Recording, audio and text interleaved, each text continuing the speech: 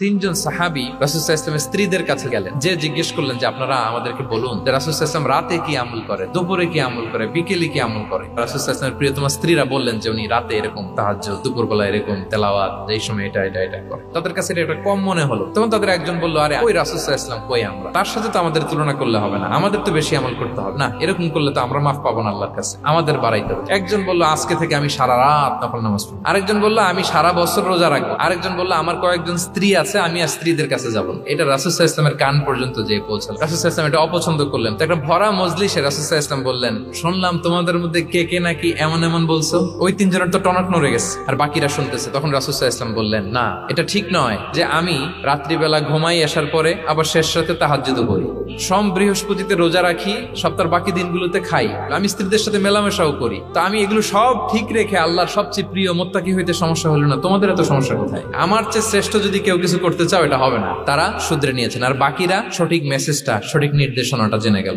বিষ্ণু ঈসা ইসলাম একবার সাহাবীদের সাথে কথা বলতেছেন, এভাবে হেলান দিয়ে, শুনতেছেন? বিশ্বনবী হেলান দিয়ে বলেন, আলা উনাব্বিউকুম বিআকবারিল কাবায়ের, সবচেয়ে বড় কবিরা গুনাহ কোনটা তোমরা জানো নাকি?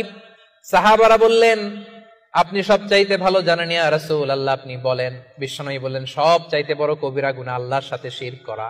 হেলান দিয়ে। 2 নম্বরে উকুকুল ওয়ালিদাইন, মাতা পিতার অবাধ্য হওয়া। 3 নম্বরটা যখন বলবেন হেলান থেকে উঠলেন এভাবে সিরিয়াস। 3টা কবিরা গুনাহ তোমাদের বলবো না, বলেন।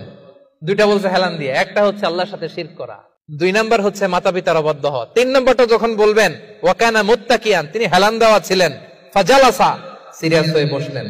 এরপরে বললেন, আলা ওয়া কওলু যুর, আলা ওয়া শাহাদাতু যুর, সাবধান, মিথ্যা বলো না, মিথ্যা সাক্ষী দিও না, মিথ্যা সাক্ষী দিও না, মিথ্যা সাক্ষী দিও না। বিষ্ণু নবী বলতেই লাগলেন, কতবার যে বলছেন তার কোনো হিসাব নাই। কোন সুবহানাল্লাহ। সিরিয়াস, খুবই সিরিয়াস। কারণ মিথ্যা সাক্ষী সমাজে বাতিলকে প্রতিষ্ঠিত করে, জালিমকে প্রতিষ্ঠিত করে। মিথ্যা সাক্ষী সমাজে অন্যায়কে প্রতিষ্ঠিত করে। চিল্লায় বলেন ঠিক কিনা?